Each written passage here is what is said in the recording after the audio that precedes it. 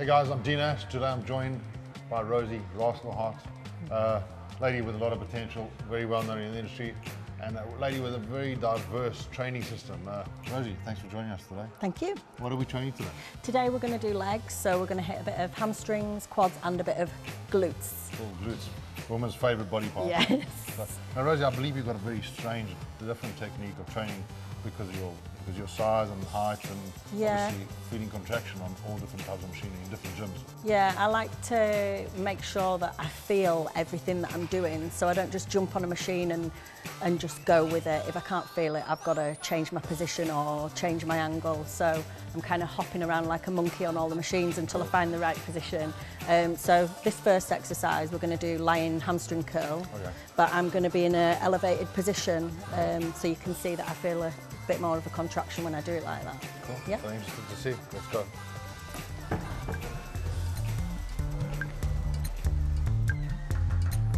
Okay, now guys, I've been around a lot of gyms, trained a lot of clients, never seen somebody do a lying leg curl in that position. And obviously, you've got to adjust your training system to suit yourself. Naturally, Rosie's a lot smaller than most. I'm sure the other woman is her same size. From this angle, you can see the hamstrings are seriously getting a really good contraction. So make it to suit yourself accordingly.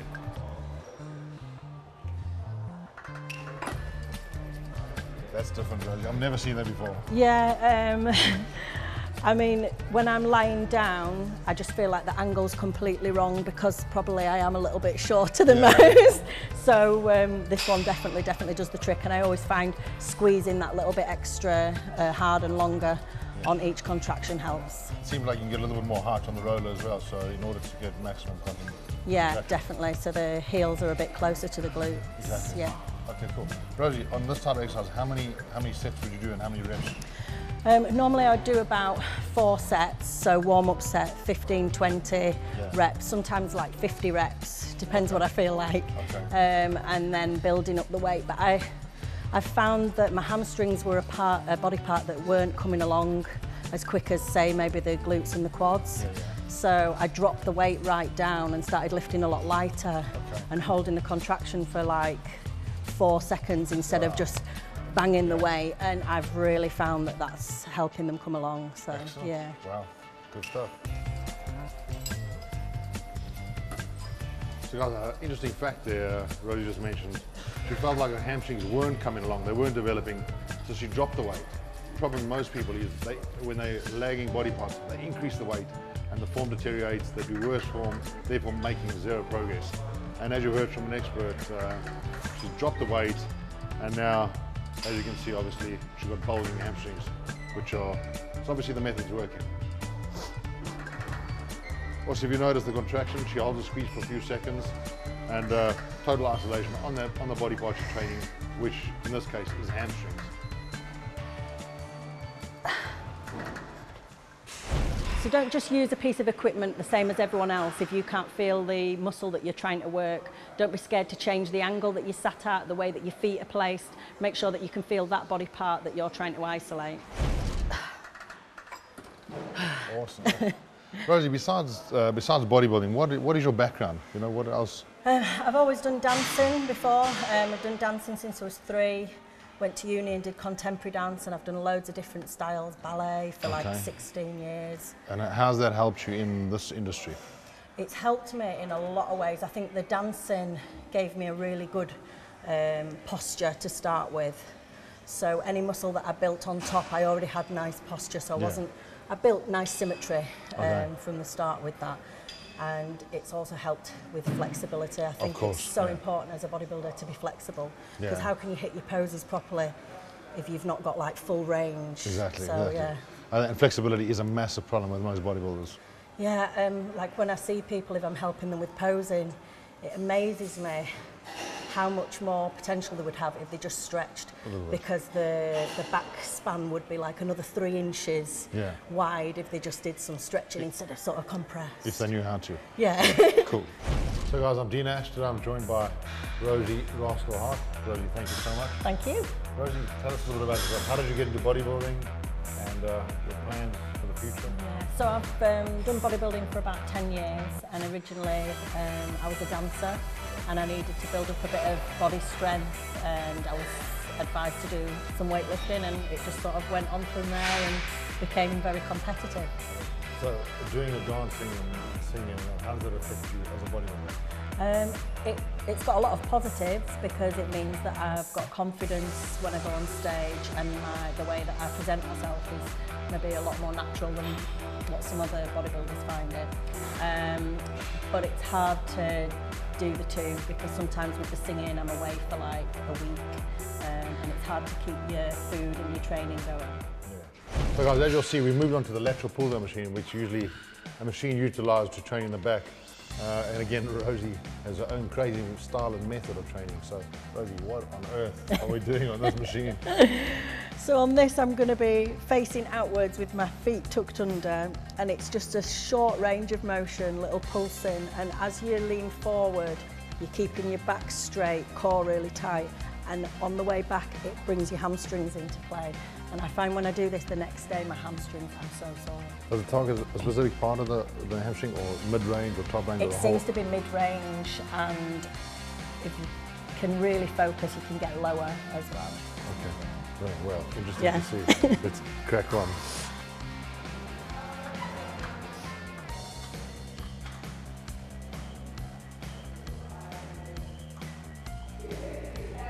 Who would you say your favourite female athlete or athlete?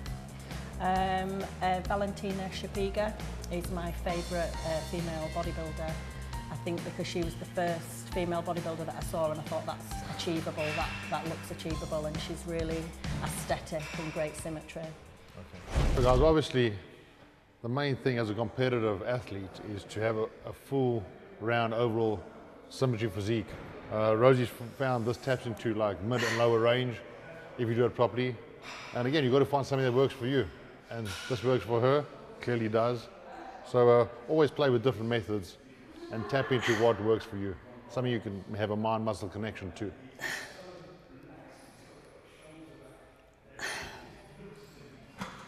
Rosie, that looks a little bit nasty.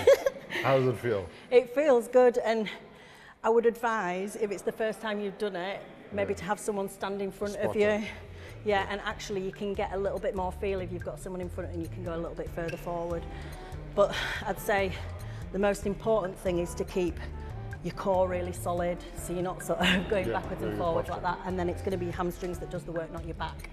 Rosie, I mean, that looks very intense and looks like it has a lot of emphasis on the hamstring. Yeah. Would you do this movement first, ever? I wouldn't do this movement first. I think you'd be really risking tearing something. And it's not an exercise that's for everyone. Yeah. And also I'd perhaps advise in between some stretching so that you're lengthening as well, because it is quite a short, sharp movement. Get the stretching in there as well. Cool, brilliant. So now obviously with something like this, you can't increase the weight. To increase resistance, could you maybe just stretch your body out a little bit further with a spotter? Another way that you can do it is if you put a bench in front of you. Yeah.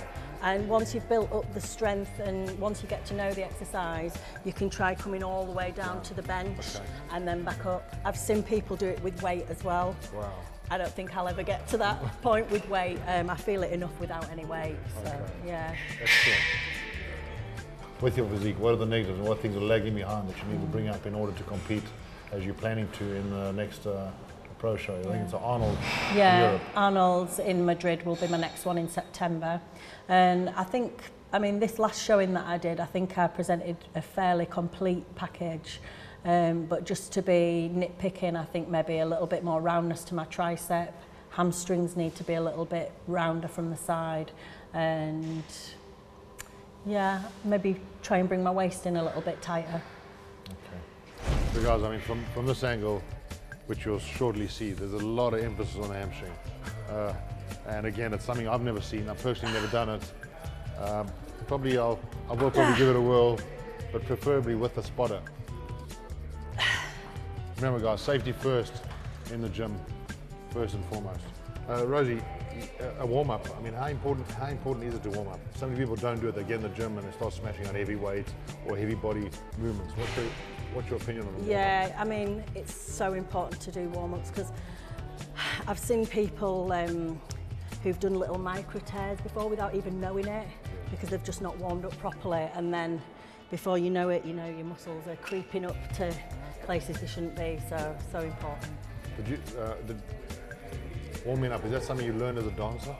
Yeah, I mean, when I did dancing, we'd do like a run. You'd do maybe like 4 minutes jogging, building up to a run. And I know some people go on the treadmill before they do the weights, but I just use a light weight, do maybe 2 sets of 15, 20 and build up slowly to heavier. Cool, brilliant. Guys, that's the end of part 1. Coming up in part 2, we're going to be doing leg extensions to hammer the quads. Then we're moving on to do a whole glute workout on a cable, and then finally standing carb raises to smash the carbs.